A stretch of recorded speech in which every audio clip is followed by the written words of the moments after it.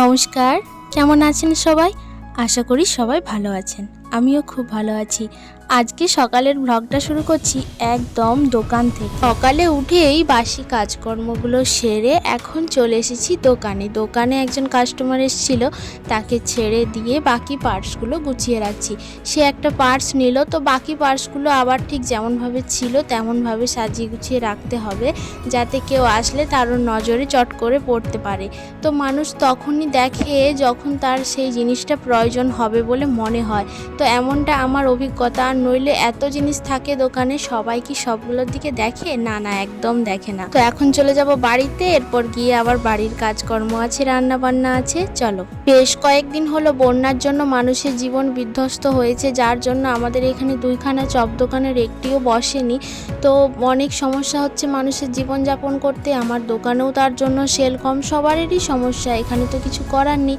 তাই আমি দোকান থেকে বেসন আর একটুখানি খাবার সোডা কিনে এনেছি। এটা দিয়ে একটু আলু দিয়ে এখানে হচ্ছে বেসন ভাজা, এটা দিয়ে এবার মুড়ি খাওয়া হবে। তো তার জন্য আমি আগের থেকেই একটুখানি রেডি করে ফেলছিলাম, কারণ মোটামুটি 9:30টার মধ্যে বাবা আর আমি খাওয়া দাওয়াটা করে নিই সকালের। আর কর্তামশাই সে তো বাইরেই খায়, রোজ টিফিনটা সে বাইরেই করে সকালের, কারণ বাড়িতে অত সকালে সে মুড়ি খেয়ে যায় না, আর আমারও করে দেওয়া সম্ভব হয়ে ওঠে না। বেসন বা তেল এই জাতীয় জিনিসগুলো যেহেতু শরীরের পক্ষে খাওয়াটা খুব একটা ভালো নয়, তাই বাড়িতে আমাদের তেমন আনা থাকে না। যেহেতু আমাদের ভুসিমাল দোকানে একদম সামনে গোড়ায় আছে, তাই যখন যেটা প্রয়োজন হয় আমি তখনই নিয়ে আসি। বাড়িতে খুব একটা জিনিস স্টোর করে রাখা কিন্তু আমার নেই, আমি রাখি না, রাখতে পারি না। এমনিতেই বর্ষা গেল, এর মধ্যে অনেক জিনিস কিন্তু নষ্ট হয়ে যায়, তাই বেশি করে স্টোর করে রাখিনি। তো তারপরে এই যে রান্না বান্না করে নিচ্ছিলাম।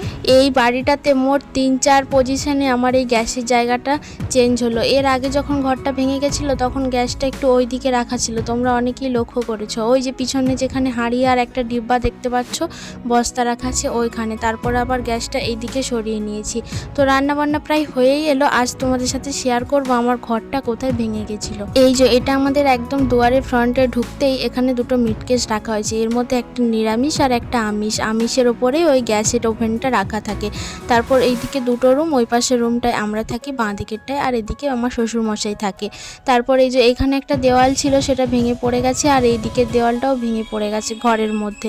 তো যার জন্য এখন এইগুলো অ্যাডভেস্টার দিয়ে রাখা হয়েছে, কারণ আর মাটির দেওয়াল বানানো হয়নি, কারণ যেহেতু আমাদের পাকা বাড়ি হবার কথাবার্তা চলছে, তাই এইভাবেই রাখা হয়েছে। আর বাবার ঘরের ওপরের ছাদটাও ভেঙে গেছিলো, ওইটা বাঁশ দিয়ে ঠেকিয়ে রাখা হয়েছে। আর এখানে আগে গ্যাস থাকতো, এখন বাসনগুলো রেখেছি আর এখানে গ্যাস রেখেছি। এখানে মোটামুটি রান্না করতে সুবিধাই হয়, কিন্তু ওই যে তেল চিটা লাগে, ওই জানালাতে ছিটকায়, ওই জন্য একটা কাপড় ঘেরা দিয়েছি। এই পাশের রুমে আমরা থাকি, আর ওই কোণে একটা সাইডে ছোট্ট করে ঘলি রুম আছে, ওখানে আমি ঠাকুর রেখেছি।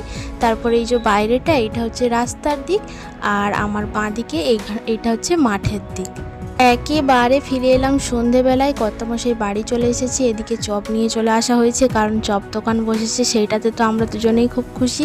তো এখন ও চলে এসছে, এখন আমরা মুড়ি টুড়ি খাবো। খাওয়া দাওয়া করে আমি আবার দোকানে চলে এলাম।